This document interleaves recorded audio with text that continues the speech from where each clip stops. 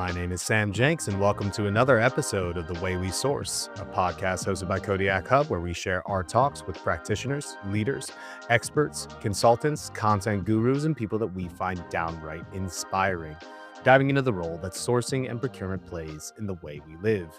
If you like today's episode, make sure to rate the program and give us a follow. Today, I am joined by someone who's quietly shaping how procurement shows up all over the world.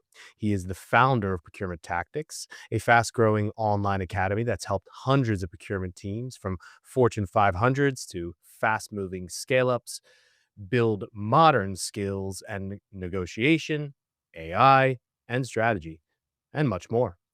With more than 2 decades in the function and deals up to 500 million euro under his belt, he's gone from retail side to educator, publishing widely on procurement trends and skills, and most recently leading a deep dive into the 12 procurement trends that will define 2026.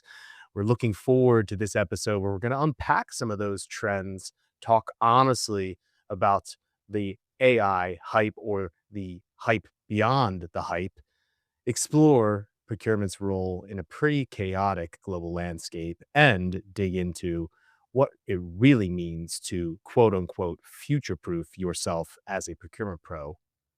Marijn Overvest, welcome to the show. Thank you very much. An excellent pronunciation of the name, Sam. All right. Well, Marijn, let's see if I can keep it up. For our listeners who haven't run into you on LinkedIn yet, who are you today and what problem are you obsessed with solving for procurement teams right now? Yeah, so let me first start with my personal challenge. Currently, my wife and I got twins last year. So if I look a bit tired, actually, I do feel okay today. But I had a night with a couple of hours sleep less than I wanted. So that's my personal challenge at home.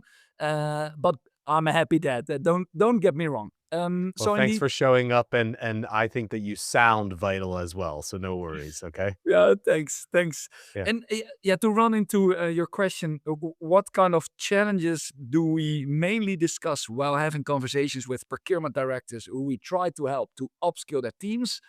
The honest answer is we'll comfort them to get rid of their FOMO of AI implementation. What I mean with that is, of course, 80% of all the leads that come in our business are okay. How can we help procurement teams on how to leverage the potential of Gen AI? And of course, we Mm. do help procurement teams and directors with doing that. But in general, I feel that a lot of procurement directors are anxious on okay, what do we need to do with implementing AI in which step of the procurement process, not to be behind of my competitors. So that's what I referred in the beginning of my answer on. Please make sure there is, of course, FOMO, but if you are relaxed and take it step by step, which I'm sure we will dive deeper into later in this podcast, there's no need to have the FOMO, but it's comforting procurement directors on the FOMO, I would say. Okay, all right. So you've moved from being a procurement practitioner to consultant to therapist. It sounds like. Can I just ask though? I mean, In a wh- in a way, yes. In a way, yes. you said it right. There's an anxiety around it, a FOMO around it. I always wonder why, and we'll get to there in a second. I spoke with, I believe it was in our episode with Hackett Group's Chris Sawchuk, and we talked about the idea that 2024 was kind of this year of feeling out and understanding AI, right? How Yeah. does it work? Is it secure? Can we trust it? Yeah. 2025 was the year of just kind of going out and testing. What do you Yes. think that 2026 is going to be as far as a year in AI? And on top of that, how do we help teams to move beyond the anxiety? I think that the third step, which we all work on, if capable and if willing, is to automate repetitive procurement tasks ourselves with the help of AI agents. Mm, So I mm, would fully agree with the way how you looked back at 2024, 2025. 2024 was the start. 2025 was the experimental phase where procurement mm, teams and individuals in the teams they knew how to experiment. They improved their prompting skills. But those two are mainly aligned with, I would say, leveraging the potential of generative AI. Well, Mm. agentic AI will be the most hot topic of 2026, which will enable procurement professionals. And I know that there are companies that will help procurement professionals on the one side, but on the other side, there's no need to wait, because to build an AI agent for your own repetitive tasks, you do not have to wait until tomorrow. You can start today. Okay. Interesting to hear. Do you think that teams are armed with the correct talent, the correct know-how to start today when you mention that? I think 50% yes, 50% no. Take, for example, of course, I cannot name the client, but I had a meeting this morning where we presented the 4 stages of AI implementation into procurement teams for a leadership team of 15 global procurement directors. Mm. They were, I would say, at the beginning of the stage. So so my advice to them was, please make sure to enable your team members to have paid access to either Copilot, Gemini, ChatGPT, Right. to let the team start with knowing how to experiment, knowing how to prompt. The next step, only after that, will be tell them to work on AI agents themselves. I speak to directors on a weekly basis who asks us, okay, guys, can you please train my team how to build procurement agents? The honest answer is no. Start with the basics first. So we do speak to, and maybe it's even 60% of the teams who are still needs to be educated on the basics of leveraging the potential, and 40% might be ready to implement and create agents. But I would say that the Mm. majority still needs to do some upskilling on the first basics part. Yeah. So what exactly do you think is the actual upskilling that happens? Because what I'm hearing here is that there is almost mirror to there's like this Tuckman, I believe, is the name. The classic the formation of a team. You're in 4 stages of forming, norming, storming, and performing. And I almost look at the implementation and adoption of AI in certain ways in a lot of the same manners. You mentioned upskilling. What are the gaps in skills that a lot of teams you see have today? Yeah, so the procurement teams that we train that have the best, and now I'm referring to AI skills only. Let's talk about Yep. other important procurement skills maybe later, but Sure. for now, AI. Sure. So, of course, and let me turn it around and answer your question. So, part of the FOMO of the directors that I referred earlier to is, Marijn, which procurement software AI based do I need to buy tomorrow to make sure that my team works perfectly fine?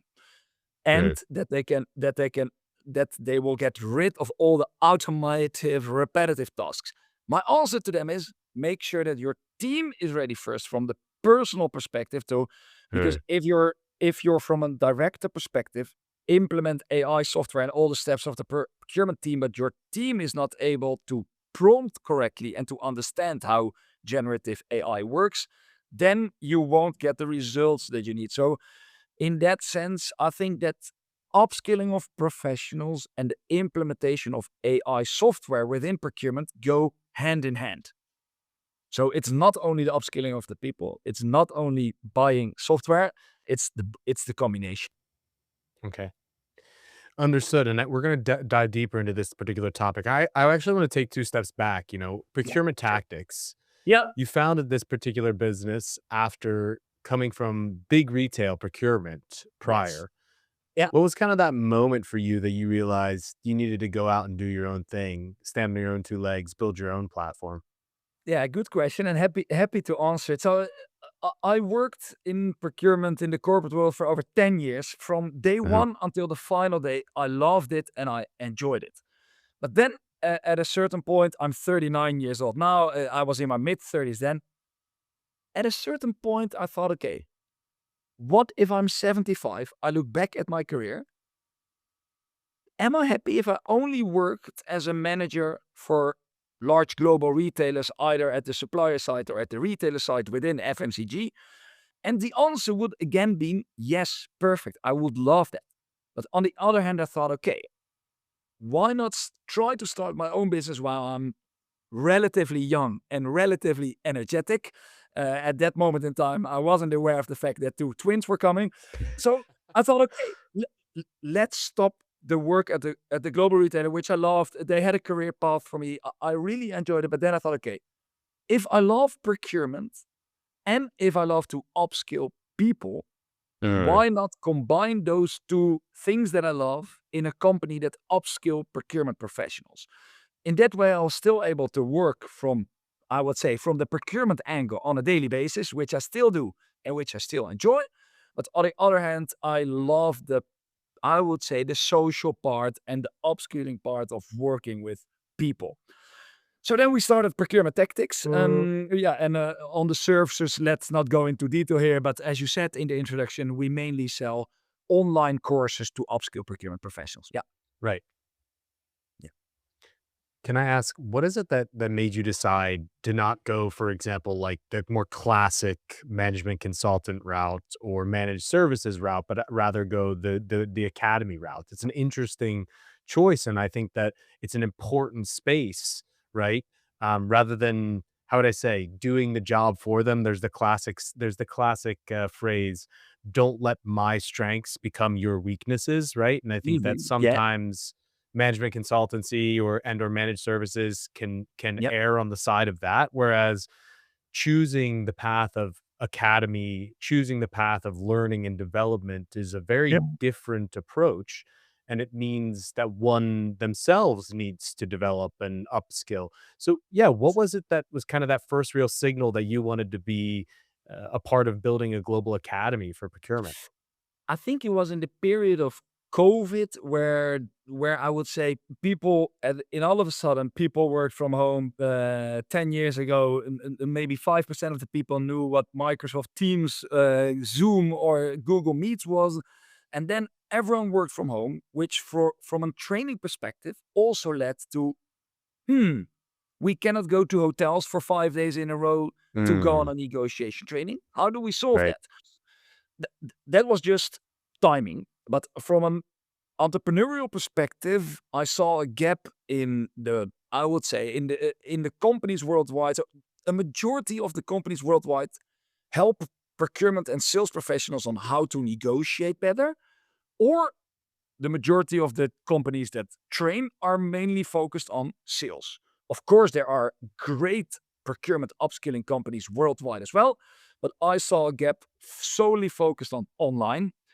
Mm, Yes, we do meet procurement directors from time to time, and with a wink, I call them the procurement dinosaurs. I also tell them this in when we have a meeting, so no one is insulted here, but who strictly believe that training can only be done by putting their team for 5 days in a hotel. mm, Yes, and of course, sometimes we do help those teams, but in general, we train procurement teams with our online courses, self-paced, because I truly believe that procurement professionals, especially the ones that I have been meeting over the last couple of years, they are insanely motivated to upskill themselves, but they don't want to go to hotels for a couple of nights anymore to miss either their wife, husband, or kids. So they want to access information directly.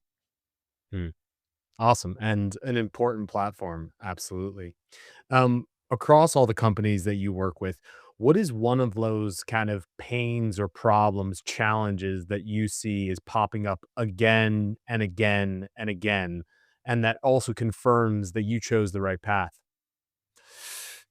I still believe, although AI is the hot topic, of course, which we already discussed, that preparing for your negotiation thoroughly Mm, in combination with the use of empathy to fully deep dive in your negotiation counterpart and into the company that you're negotiating with, these are skills that I'm not saying that procurement professionals lack this, because all the teams that we train, they all have a solid understanding of how to prepare for their negotiations.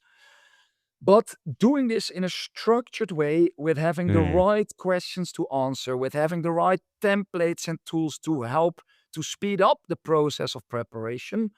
In the teams that we've trained, the majority of our clients are in America, Canada, and Europe. The majority of the teams leverage the potential of even preparing better to drive mm, better deal results in the negotiation itself. mm. Okay, understood. And can we shift then back to the tech piece, because I know that that's Sure. another big pillar that you guys are working with. Yeah. It's interesting when you mention the element of negotiation. If we just touch back upon that really quickly, though, the app the item related to preparation, empathy, right? Yep. Understanding the other party. I think that there's so many elements of that within the human intelligence that will Yeah. never get within the artificial. With No. that being said, I do think that AI can bolster our ability to prep and to Yes. Sure. be come to, an element of negotiation readiness faster. I actually just had a episode that was recorded with Bobby Bashinsky, and she's the procurement head at a company called Mercury. She was also at Ramp, and she talks a Correct. lot about this element of that negotiation muscle and creating the deal, right? And that procurement often gets focused on how do I come in and create savings rather than, for example, focused on driving revenue. And I think that again, AI is going to put in place tools to remove low value tasks, so there is more time for commercial creativity. There is more time to be able to focus on sharpening those hard skills on negotiation, and it's going to put procurement in the forefront and in the spotlight to say who's cutting it and who's not, right? Yes. Yeah. And I think that that's a very interesting aspect of it, that we talk about AI in this perspective of the technology, but Yeah. more so what is it going to give us, which is more time to go be better at our jobs, right? Yes. Indeed. That was a long, long, long preface to a very simple question. Okay. In your 2026 trends, you talked a lot about AI, right? It was through and through within the various 12 trends that Procurement Tactics laid out. I'm curious. We're now a month or so into to 2026. Which of the trends do you see are sticking, and which do you think might actually start to dissipate a few months in here? I think, and I also I base this on the conversations that I have. I base this on the research that we do, and I base this on the Yeah. clients that we train. Uh, we see the first tasks, repetitive tasks, being automated by procurement teams. That means the first teams we see do have exactly more time for one of the 2 points that you already mentioned. That is in negotiation, shaping of the deal.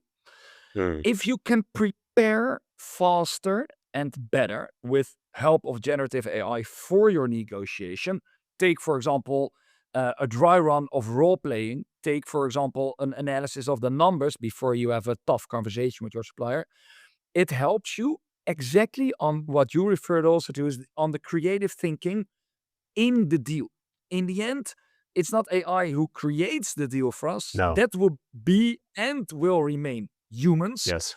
Also, in all the deals that I closed while working as a procurement professional myself, there were always things affecting the negotiation which AI could not have foreseen in any data analysis. Was my negotiation counterpart pressured by his or her manager? Were there external forces impacting the negotiation? Were there from time to time phone calls, partly off the record, sharing, okay, this is important for me. Maybe if you could potentially move on this variable, could you then move on that variable to give something back? Mm, Hypothetical negotiation settings, mm, I would refer to those. Those skills, I would have loved to have more time for that. And now is the time to create a workflow where you do have that time from a procurement perspective. Which brings me to the second point. After signing the deal or shaking the hand and confirming the deal, We all know that if you have a repetitive yearly cycle of annual negotiations with your supplier, that the next day conditioning starts again for your deal in 364 days. That means that supplier relationship management starts from that day onwards. And of course, Sure. aside from the joke of you need to condition your supplier, which procurement professionals do close the best win-win deals where they bring value for their company rather than only savings? That are the procurement professionals who fully understand their counterpart and the company that they're running a business with. How can you achieve that? By the best supplier relationships skills as possible. And what are the most important drivers of that? Is having the right soft skills. Okay. So if you have the right soft skills, again, think of AI and soft skills, not yet, could potentially help Yeah. you, but having the personal soft skills to build relations will help build better deals that deliver value to your company as well. So, mm, long answer on an easy question from your side. What do we already see of the trends?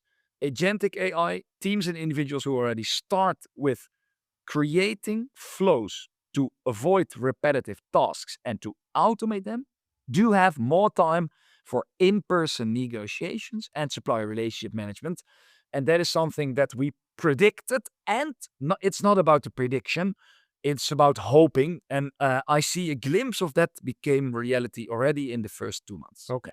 And I think that is very well aligned with what we're seeing and hearing in the market as well. Now, let's go then to the other side of that coin, right? Which was baked into that question, but I didn't really get to it. So now I'll ask you very directly. Sure.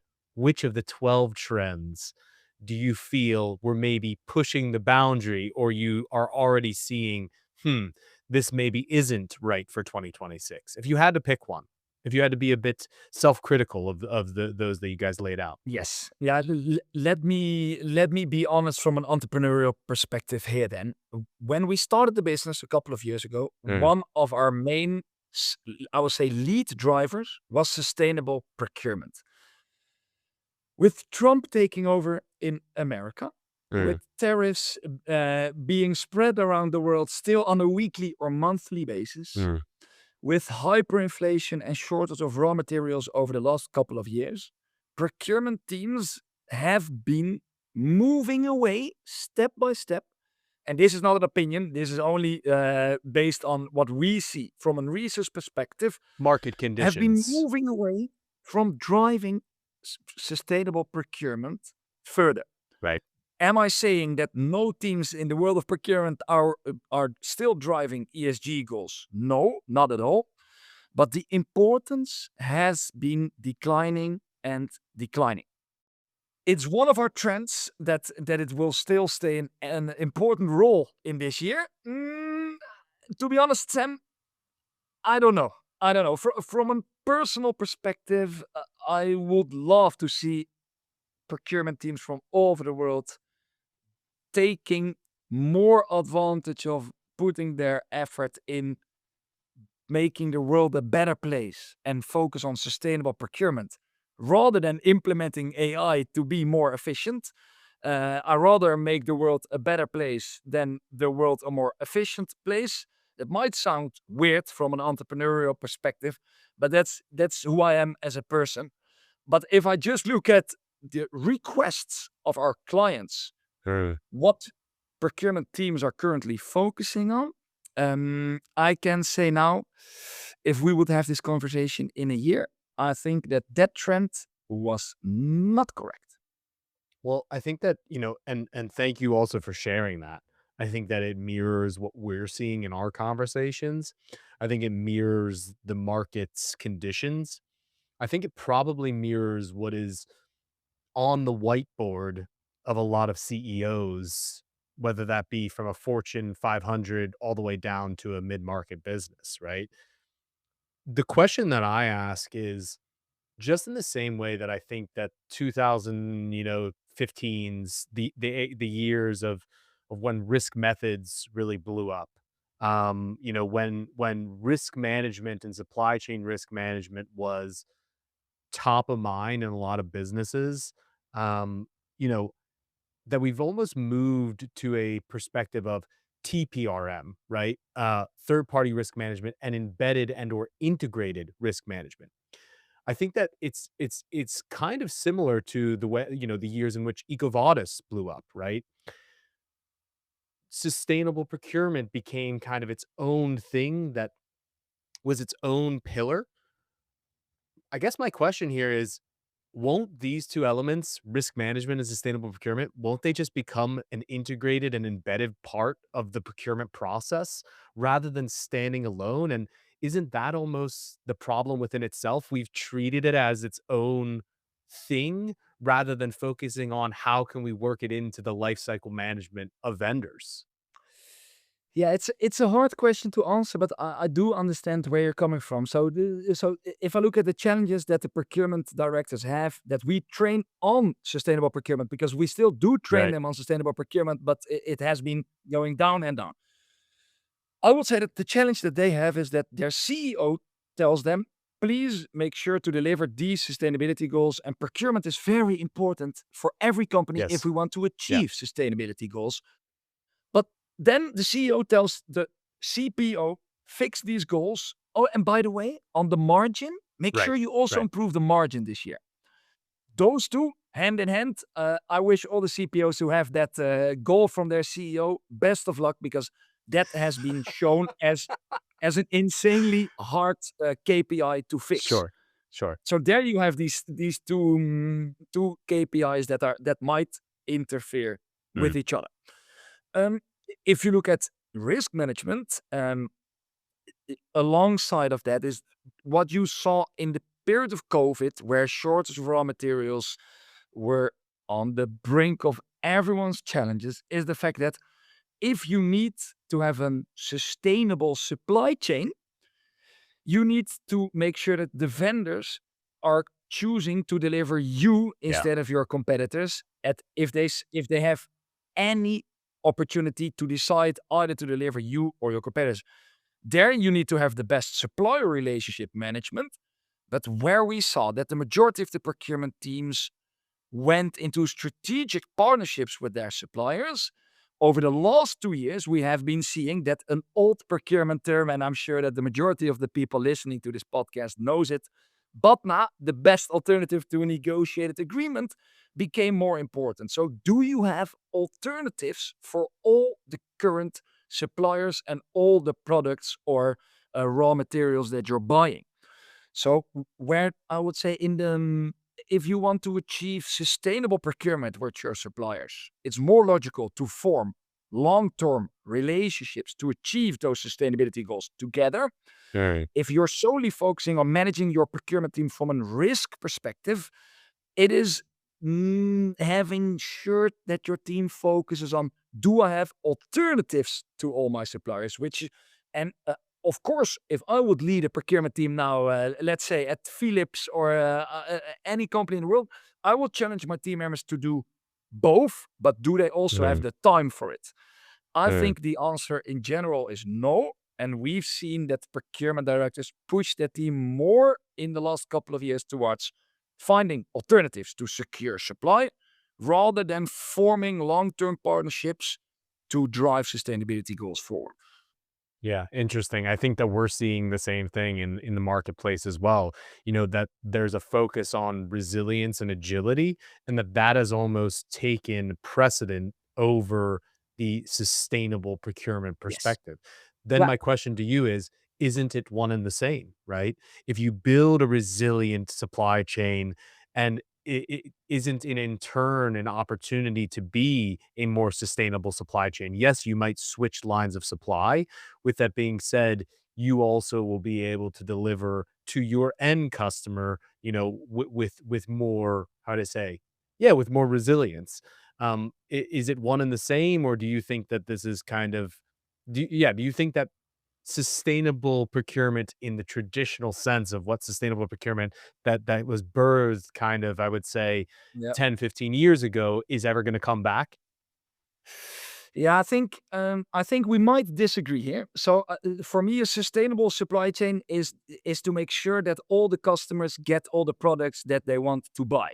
So that is Mhm. and a- and and and if you want to achieve sustainability within your total value chain, that to me means that you make sure that you only buy resources that don't make the world a worse place. Worst place. Sure. And what I mean with that is probably clear, but don't use all the resources that we have now, and to make sure that that for the generations after us, again referring to the twins, which we started the conversation with, and that they also have the resources to do the same as we do. So those two Mm. are different things for me, and I will disagree that it's under the same scope, and I don't see that happening soon, but maybe it will. I'll keep a close eye on this.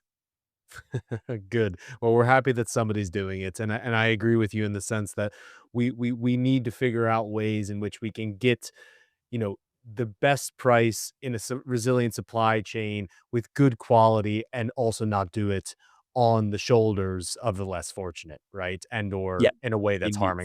harming our planet. Yeah, So there we're in total agreement.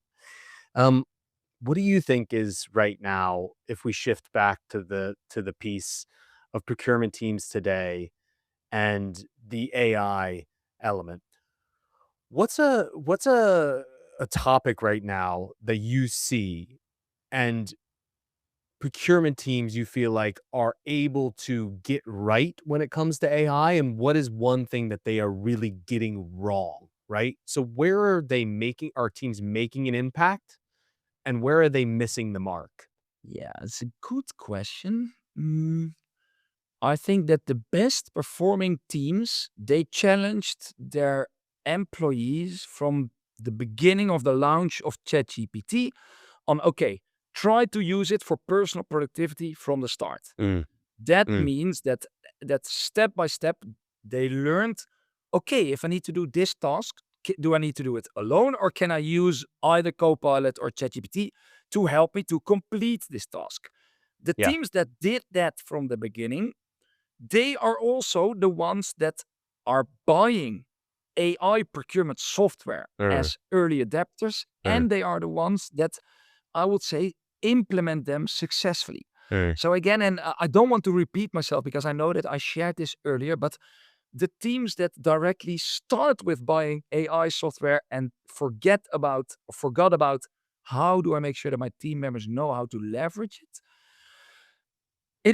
it seems like the best way to win effectivity and productivity from the beginning. Okay, I'm a director, I'm a CPO, let me buy AI procurement software. My team is not ready yet, but if I buy it, I'll make sure that they will keep up with the gap, Uh, and then let's use it then. No, do it the other way uh. around. So I think that I answered a bit more in my answer on the part, what are the teams that are doing it good are doing it, but that also applied the mistake. Don't just buy procurement AI software and think that the world will change for your internal team. No.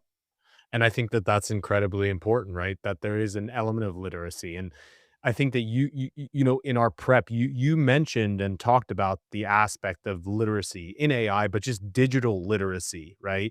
And of course, you're in learning and development. And I think that it's important that we talk about digital literacy, and that it is really the new talent benchmark Yes. in procurement, Yeah. and not just in procurement, right? Across functions. Yeah. But where do you think that the skill gaps are the most painful, if you have to be very specific in this digital literacy in procurement teams today? Mm, this might not be a personal challenge, but more a company and a team challenge. But if you want to leverage the potential of Gen AI within the 7 steps or 10 steps of the procurement process, Mm, you need to have your data in order. The majority of the teams that we train have so many data sources where they store all kind of supplier, PO, RFI, RFQ, and nego prep information mhm, that it is insanely hard to combine all these sources in, for example, creating an agent that will email your suppliers directly if they haven't been delivering the products, or if they need to pay an invoice, or the other way around. right, So right. so if I would lead a team now, I would focus on make sure that the data is stored and ready to link to all the procurement AI software tooling and to, for example, ChatGPT or Gemini. Because if you don't fix that from an organizational perspective, then your team members, how good they are at prompting, either it's a 10 Doesn't out of matter. 10, it doesn't matter. Yeah. So I Mm. think that on the personal perspective, I've shared what I believe that are important skills for procurement professionals if they want to leverage the potential of AI.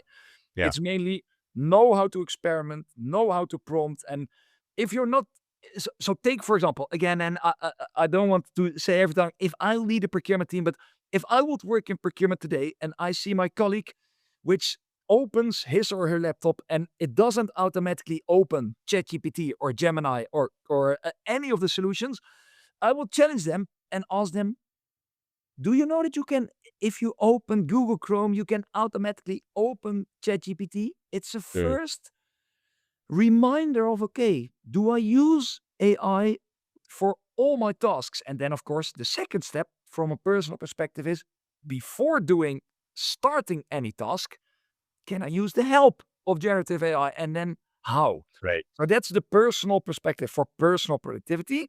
The data is very important for procurement teams, and the steps of the implementation I already shared. So I won't bother you again and the audience with sharing that.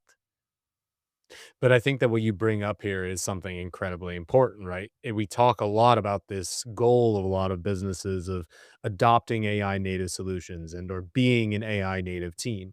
And what it really comes down to, what it really boils down to at its most simplistic form, right, is when I have a problem or a challenge, does my first thought of a solution go to how can AI help me to solve this? And if it doesn't, then you have a gap to fill there, I believe, right? Yes. Yeah. Now, what is a kind of quote unquote old school or traditional procurement habit with the professionals that you work with that you see that you believe people need to unlearn and over the next few years to be able to stay relevant? Let me turn it around and let me answer your question later. What we see that procurement professionals still need to, I would say, become better at, and especially the younger generation. So Mm. the younger generation at Procurement Tactics, my co-founder calls me a boomer. I'm only 39 years old, but he You're a thinks millennial, man. You're I good. know, but tell my co-founder, don't tell me. But he keeps saying I'm a boomer in the way that I do my work, and we also work together with the younger generation, and Mm. they use AI on a perfect way. I can still learn from them on for which tasks, etc., etc. Yeah. Within procurement and personal Mhm. productivity, how to use that. But to become comfortable in uncomfortable situations is hard. Mm. I also see this as procurement professionals that we train that are 55, but especially the younger generation. And again, Sam, sorry, I will generalize a bit now, but they have their phones, but do they like to call their suppliers telling them this and this and this happened? Mm. How did this happen? How are you going to fix it? And the deadline of my wanted proposal from your side to me on how to fix this is in 3 hours. No, it's not. Mm. Why don't they rather call but send a text message? Because I truly believe they don't feel comfortable yet in uncomfortable situations. Mm. If you want to be successful from a procurement perspective, that is a very important skill. Um, Now, let me answer your question. What we see at the older generation, where they can learn from the younger generation, is that the older generation is mainly trained on procurement is there for cost savings. Suppliers are there to deliver our products and our services. Mm. They should not complain. And if we want to build the relationships, it's more important that the price and the speed of delivery is important. The younger generation, on the other side, truly values more, I would say, not the hardball type of negotiations and relationships, but more jointly. So they use their empathy more. Are they more patient? That I don't know. But they use their, I would say, human skills to build relationships and to use some softball tactics in negotiations, which can truly help supplier relationships. And this brings me back to what I said earlier, helps, of course, businesses and procurement teams not only focusing on cost, but on value. So an ideal procurement team will have a mix of the old guys and women, especially in combination with the younger ones, so they can learn from each other and make the other part of the generation even better. Yeah. Actually, we created a training on this because procurement directors kept asking me, Marijn, how do I manage the new generation? How do I manage Gen Z? It's hard for me. So we hired an external expert who created a training for procurement directors on how to train different or how to manage different generations within procurement teams. Fantastic. And we'll ask our marketing team to be able to link that as well, if people are interested. Super. Thank you, Madame, for sharing. I'm curious because it hit me when you said it. Soft skills are so important, but they're also the hardest to train.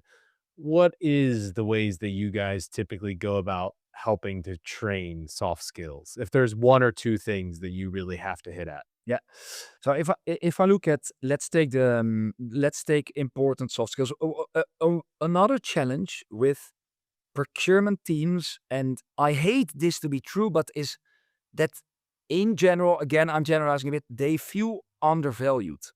As you probably know by now, we with Procurement Tactics and from my personal account, we are very active on LinkedIn. The posts that explode and that go viral is when we play into the sentiment of undervalued of procurement professionals. So what I mean with that is procurement teams can have the feeling they are involved late or not at all. They can see that all the internal resources go to sales and not to procurement. That being said, what is an important skill for procurement professionals to turn this around? It's internal stakeholder management. So one of the courses that we have been launching earlier this year, apart from our AI courses, is a course that helps procurement professionals. How do you build relationships internally and how do you influence others by human behavior to make sure that procurement becomes more in the lead? Of course, procurement is at the C-suite level in more and more companies versus 10 years ago. But still, it should not only make a difference if your head of procurement is in the board, yes or no, and if it's a CPO, yes or no. Change starts from you. And if you are a procurement professional, you need to manage externally your suppliers. But if you don't manage your stakeholders internally, you are, and Dutchies can be very bold, doomed to fail. Well, thank you for being bold and sharing with our listener base. I think that we could talk for a much longer time, Yes, but of obviously we need to try and start rounding out. course. I'm curious to hear from you a simple answer, Yeah. a sentence or a word. Procurement in 2026 Yeah. will. Procurement in 2026 will work with a smile on their face. I've been trying to give you that energy today in this meeting here, but why will that smile there be more versus 2025? Because AI and agentic AI will help us to get rid of the repetitive administrative tasks that we all hate, to make the sky even more brighter, to see the sun. And if we see the sun, we can focus on supplier relationship management, being in touch with our suppliers, and creating better deals for our company, which we all love and which will help all procurement pros to become more in the lead externally and internally. That's a badass answer. Thank you so much, Madden, for sharing and an optimistic one. We started this podcast to inspire and educate and talk with people that we think would be able to do that. And thank you for doing that today, empowering our listeners. Before we let you go, I want to be able to do a quick fire round that we do with all of our guests. One word or one sentence answers to very simple questions, maybe about procurement, may not whatsoever. Yeah. Feel like getting into it? Let's go. All right. You are Dutch, so I have to ask: stroopwafel or bitterballen? Two different Ooh, categories, yeah, very different this one. categories. Ooh, okay. I'm a vegetarian, but the vegetarian bitterball, they're also amazing. Yeah, no stroopwafels. Thank you. All right, understood. Another apologies, Dutch prejudice, but are you biking or are you walking? I I do both actually. So I walk to the office, but when I return home in the evening, I take my professional bike and I go for a 60K yeah, just bike tour. Yeah. Very nice, very nice. All expenses trip. It's paid. Kodiak Hub's floating the bill. You can be able to go with your partner and your twins, or you could be able to head off by yourself. It's up to you. Where are you heading? Ooh, I think let's go to Copacabana. Yeah, Rio de Janeiro. Why not? I Okay. like the sun. I like the beach. I like to play soccer on Saturday, so I have to do it on the beach. But let's go. And it's summertime there now. So I think the sun is shining bright. Thank you for brightly shining some sun on our listeners today.